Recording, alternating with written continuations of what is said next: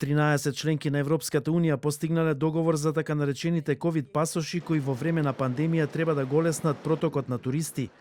Хрватска, Австрија, Кипар, Данска, Франција, Германија, Грција, Италија, Малта, Португалија, Словенија и Шпанија се договорија за 7 критериуми за издавање зелен пасош, кој би требало да се најде во промет најдоцна до почетокот на јуни. Нашата цел е зелениот пасош брзо и по можност во единствен формат да биде применлив на ниво на Европската Унија.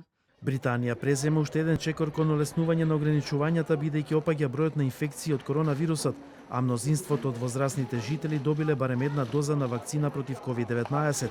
Сите продавници повторно отворија.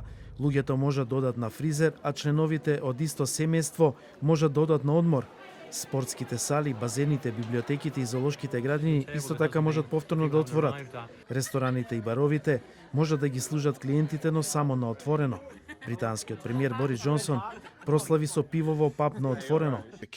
Ова е голем чекор напред во нашиот патокос кон слободата, но треба предпазливост и одговорно однесување. По повеќе месечна блокада и Чешка од денеска ги отвори библиотеките, училиштата, зоолошките градини и некои продавници. 6-месечната вонредна состојба во Чешка, која е една од најпогодените во Европа од COVID-19, истече на полноќ, со што се укинаа полицискиот час и забраните за патувања меѓу регионите. Откако на 1 април во Словенија беа воведени строги епидемиолошки мерки, денеска се укина полицискиот час и се отворија училиштата.